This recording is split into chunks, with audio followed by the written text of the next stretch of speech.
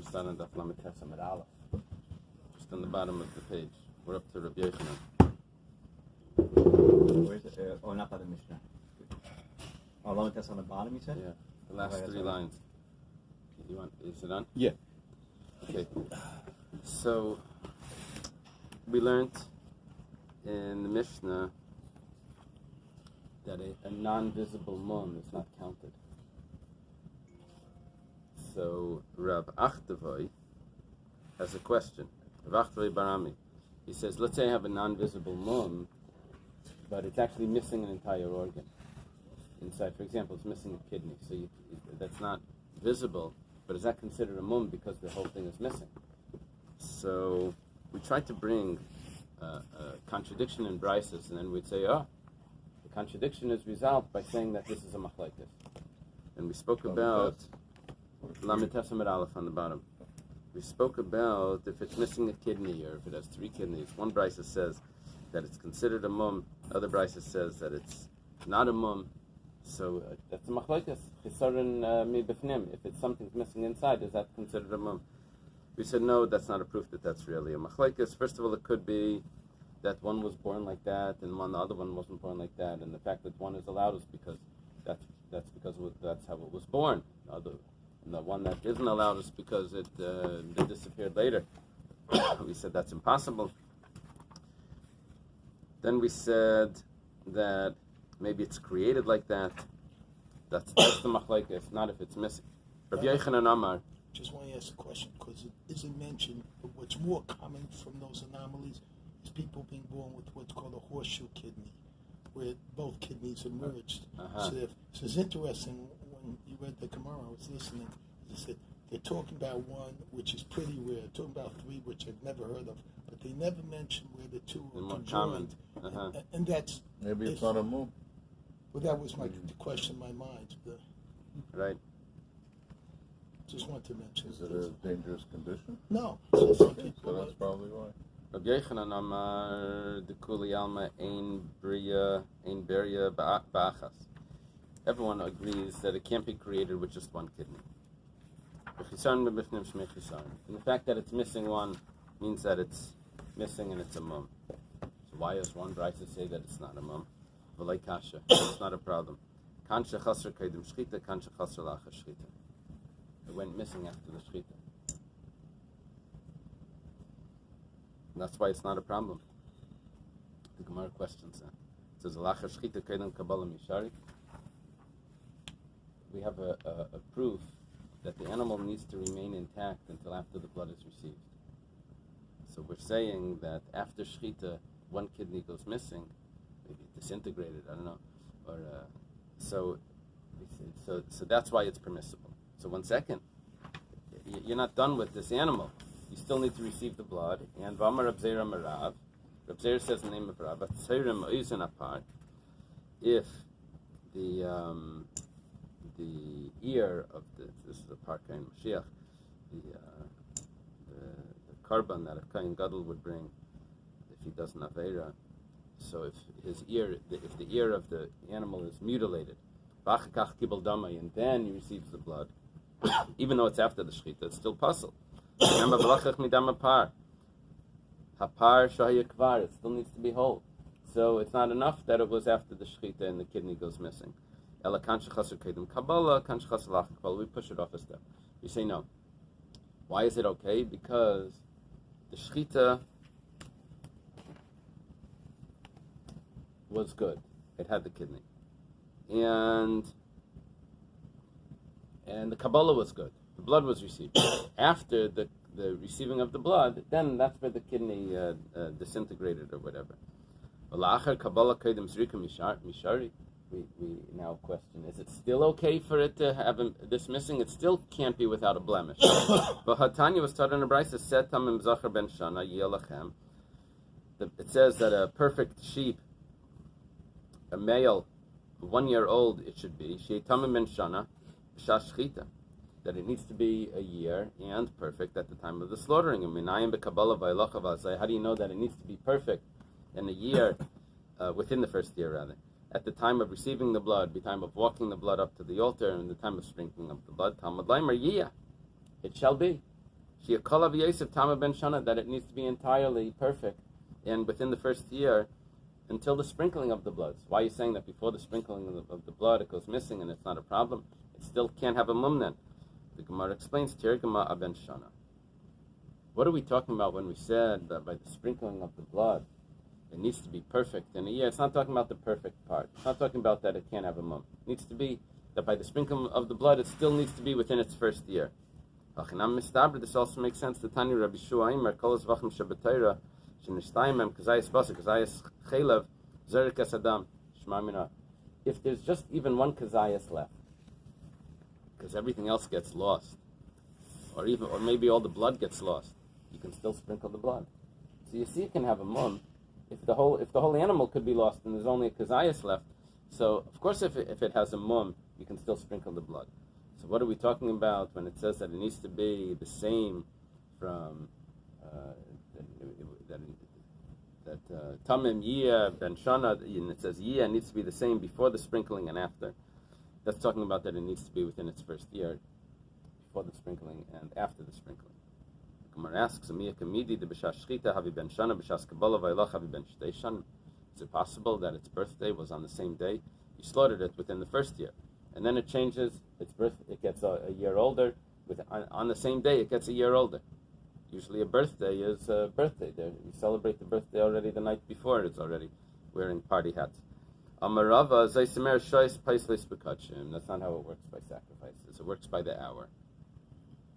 It means, let's say it would be a Karban Pesach, and it was born on the 8th hour on the 14th of Nisan.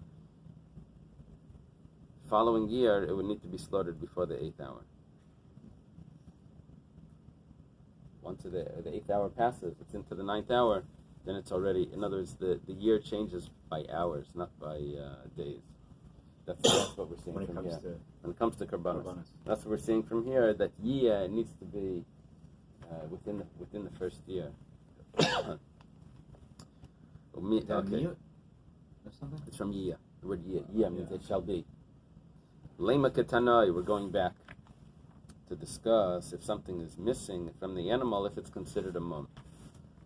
It says, Amach v'chasas v'nasach v'karas. This is all mumin, blemishes that are in the testicles. Bruised, crushed, torn, or cut. Kulam bebeitzim. They're all in the testicles. Divrei Rabbi Yehuda.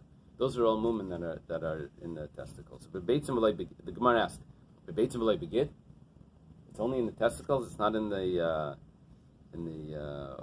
organ and the penis. It should be more visible. If it's more visible, that's more of a mum. In the testicles, it's not visible.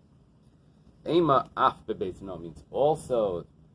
It's not excluding. It's also. So it's even in the beitzim where it's not so visible. It's still considered a mum. Those are all damaged testicles. Divrei Rabbi Yehuda. Rabbi Elazar ben Yaakov Eimer kulam begid. Nope.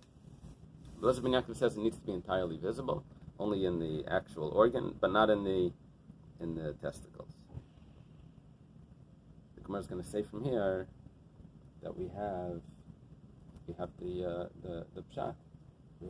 Rabbi Achtavai had a question. If something is missing but it's not visible, is it considered a mum? We have it's machlekes. One says that there's mumim in the testicles. One says there isn't. That's the machlekes. The third player over here messes everything up because the third player is it's like mimanavshach. What does he hold? Rabbi Yosi says ma'ach v'chasas af beitzim. The bruised and crushed, that's also in the testicles. But nasik v'karos. But if it's cut and torn, that's begid in bebeitzim light. That's only in the organ, but not in the beitzim. My lab, the Gemara says, is it not that this is the machlekes? One holds that if it's missing from the inside, it's still considered missing, and that's considered a mum. Which opinion is that? That's the opinion of Rabbi Yehuda.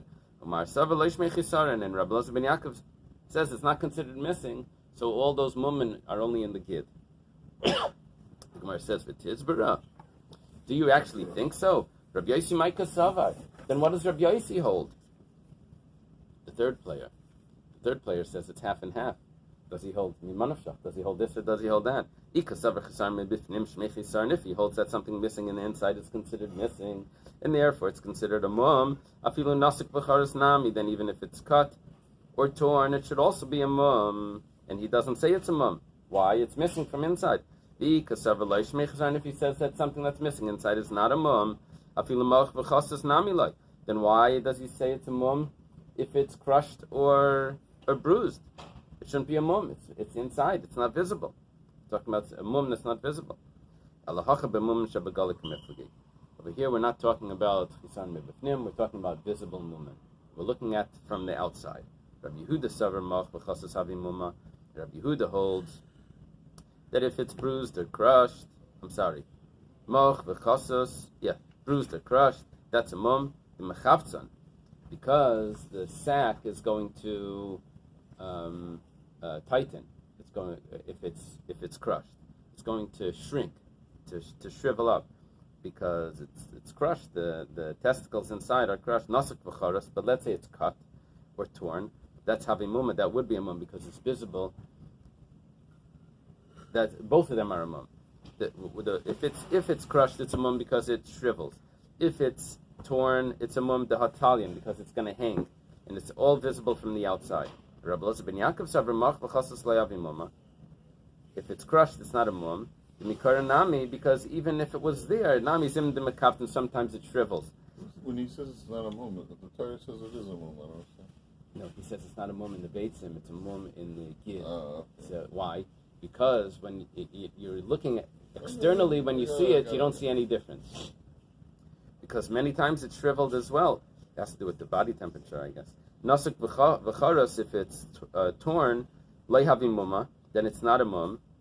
Why? The mikarnamizim detalya. If it's torn or cut, it's not a mum because many times it also hangs down lower, also probably because of the body temperature it controls it. So it's just because it's torn, that doesn't mean that that just because it's hanging low doesn't mean that it's a mum here. Sometimes that could be natural. Rabbi Yosi savar moch v'chasas havi mumma. He says that if it's crushed, it's a mum dehalesno because it's not considered there. Nasik v'charas le'avi mumma do'isno. Rabbi Yosi holds that it's there. So it sounds like the Gemara doesn't conclude, but it sounds like this is Rabbi Yosi is an answer to Rav Achtavai, because Rav Achtavai's question was, if it's missing, is it considered a mum if it's not noticeable? Rabbi Yosi is ignoring the fact what's noticeable, what's not. He's just saying the fact is if it's crushed, it's considered missing, and if it's not crushed but it's just cut, then it's still considered there. And that l'chayr should be the answer. Do they have like a bottom line in the English? Like the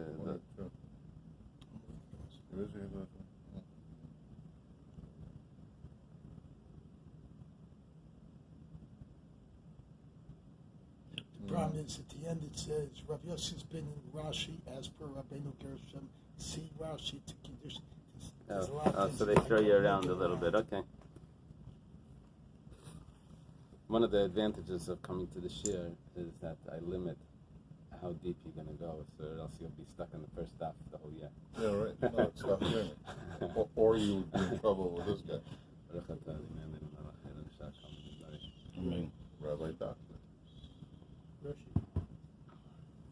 Instead of Rashi, we have Rashi. Rabbeinu Gershon.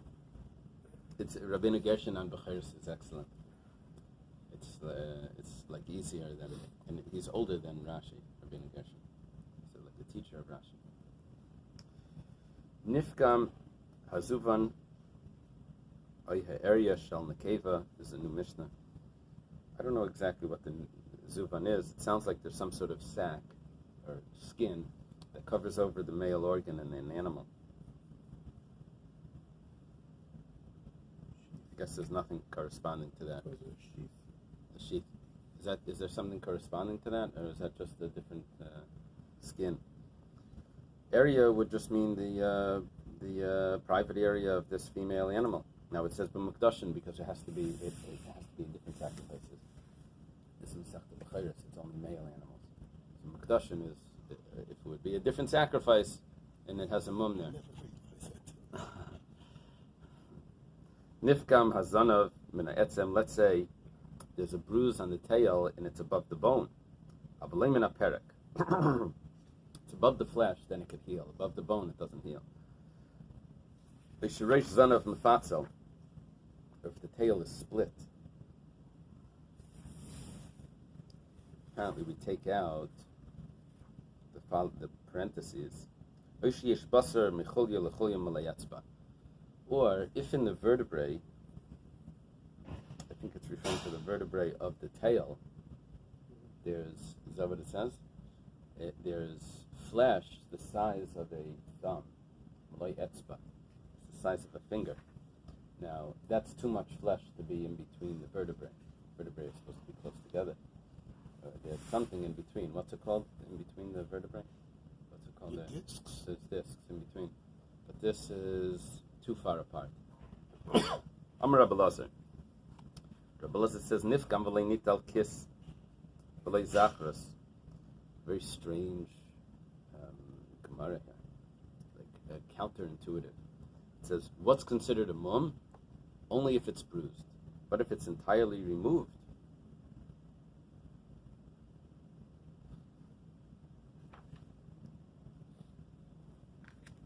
whether it's the skin that's removed, or if it's the male organ that's removed, not removed. V'lei nital kis, v'lei zachras. Zachras means that if it's bruised, that would heal. It's only a bruise onto this sheath, but not onto the male organ. Tanya nami hachi. It's also taught in a brisa. Nital v'lei nital kit, v'lei nital kiss, v'lei nital. Nifkam v'lei nital. It's sorry, that's where you have to put the comma. Nifkam v'lei nital, kiss v'lei zachras. That's how you have to read it. So that heals. That heals. But the interesting thing is when it's removed. Nifkam v'lei nital doesn't heal. Nifkam. If it's removed completely, it heals. It heals. Yeah, nital, it means it heals. Nifkam, if it's bruised, it doesn't heal. The shaila is that should be l'chayra. That should be a mumayver if you can take it off and let it heal. The answer is, I think if you need to do medicine, it's not considered a mumayver. It needs to heal naturally. I don't remember. We had a proof for this once. That if by human intervention it can heal, does that mean it's a mumayver, a temporary mum? Because let's say you just leave it. It won't heal. Kis v'lei zachras. It's only by this sheath, but not by the actual organ. Amar Rabbi Yosef ben Amshulam Ma'aseh be'inbo. Excuse me. The thing with the feeding the wet and the dry food, did we learn that? Yeah. Yeah, so wasn't that human intervention for getting something to Yeah. heal? Yeah, it's a good point.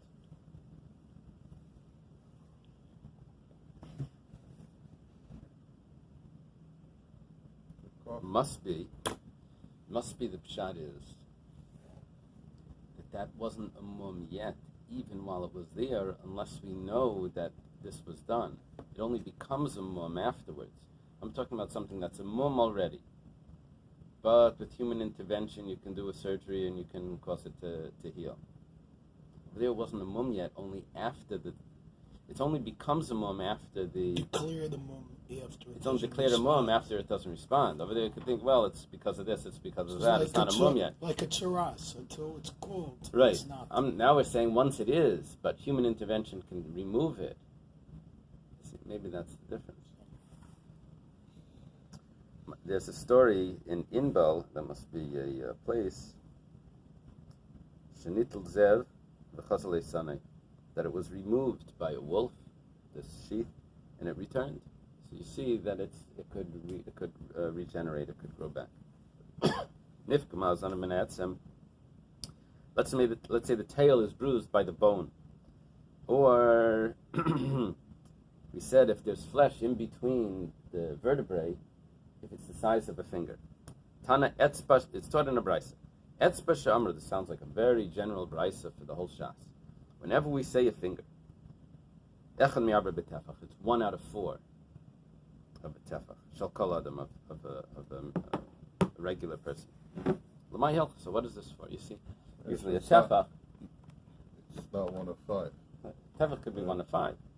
Here's the tefach. But really, it's 1 out of 4. Now, if I go like this, then it's not exactly a tefach either, because one of these fingers is very small. The pinky is very small. It's more or less the same size, but the pinky is smaller. If I use the thumb is even larger.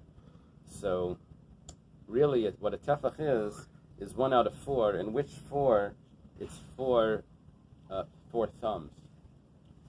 Tefach is 4 thumbs. Now, I can do the thumbs. The Gemara Eruvin makes a big deal about this. I can put them close together and squeeze them, or I can put them side by side without squeezing them. One's called tefach sheichek, and one's a tefach hatzev. A sad tefach is when it's squeezed, and when it's expanded, it's considered happy.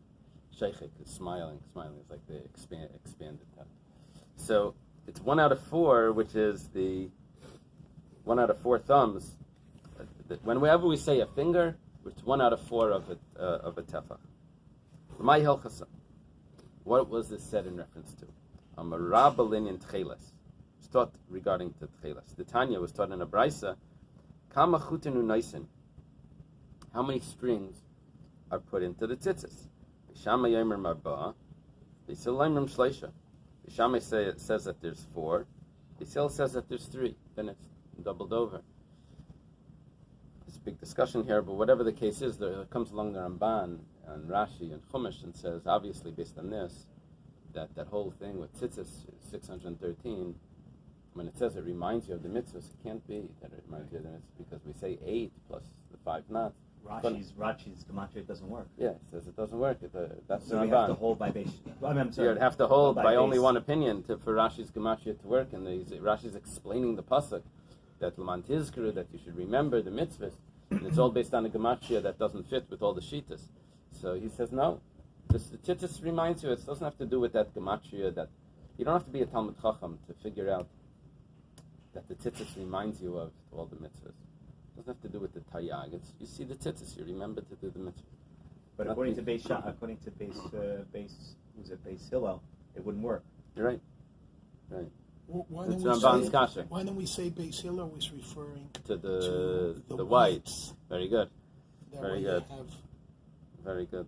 3 and then Because there's other sources right. that say even less. There's other opinions, I think, that say 2 or something. It's not so. I follow. Maybe that's what Rashi was learning. But kamatehei mishol sheles, it's supposed to say. How much, and according to one pshat in Rashi, how much needs to hang down? Bishama yamrim arba, bisil yamrim shleisha. 3 etzbais down. 3 fingers down. This. it's beyond the nuts. Yeah. So the way that this is learned here, according to one pshat, is that it's divided into 3 parts. 1/3 is the knots, and it's called the gedil, where it's like the braided part, and then 2/3 are just the strings hanging.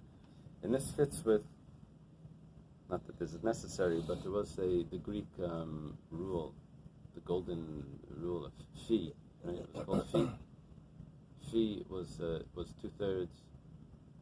All of the Greek architecture was 2/3. In beauty, it's the rule of beauty. I learned that once. They have in the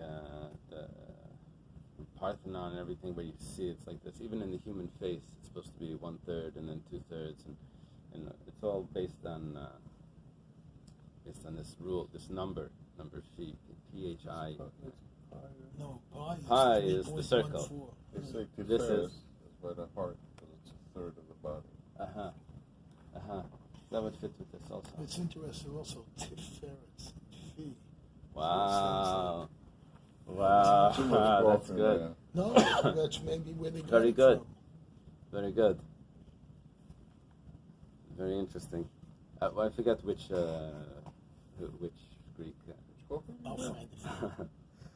Okay, so it's 1/3 to 2/3. That's how it works. That's what. Shabisil alaimrim, because Basil say, I'm sorry, Bishlish Shabisil alaimrim, or maybe Bishlisha. Vav. V'shalish Shamar Beis Hillel is echad mei arba b'tefach shel kol adam. And this, when we say that it's 3, those 3 are is the finger, that finger would be 1 out of 4 of a tefach, which means the thumb. Okay. Rav Huna B'Rei Rabbi Shua Amar l'shtei amas. When we spoke about, when we say that a finger is, whenever the Mishnah uses the term an etzba, a finger, it's talking about the thumb, which is 1 out of 4 of a tefach.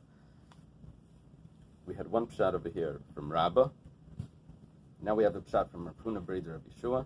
He says l'shtei amas. He's talking about 2 measuring sticks that were used in the temple. The Tanan is taught in the Mishnah.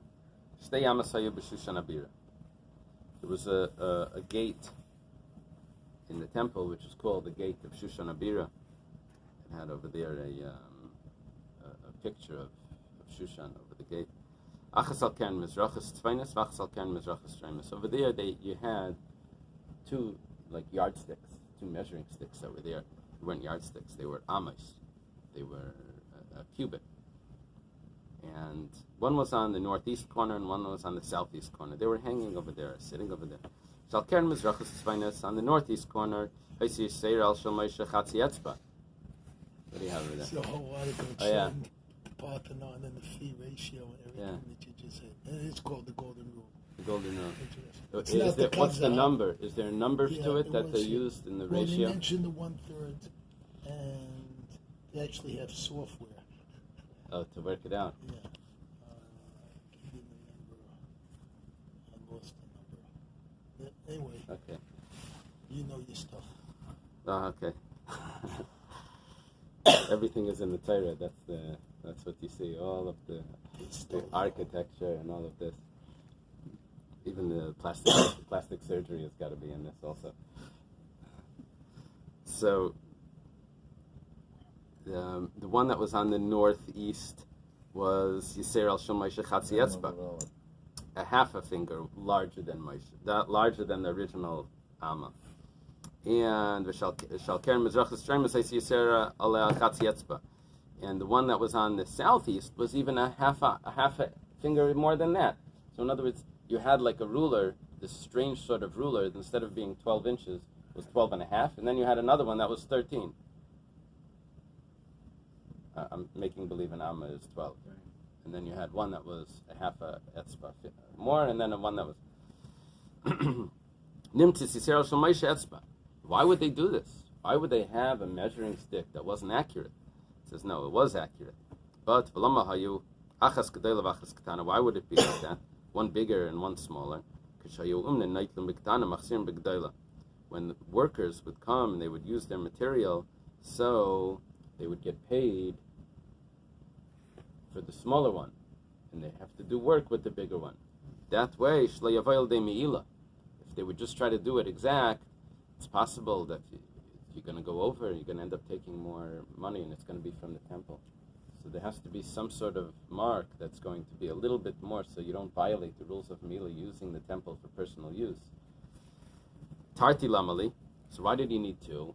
You just need to do one of them. And you measure with Moshe's, and you have one that's a little bit extra, or a lot extra. Where it says, no, it depends what materials. Chadad the kaspa v'zava, where you can't go too much over, because that becomes very expensive.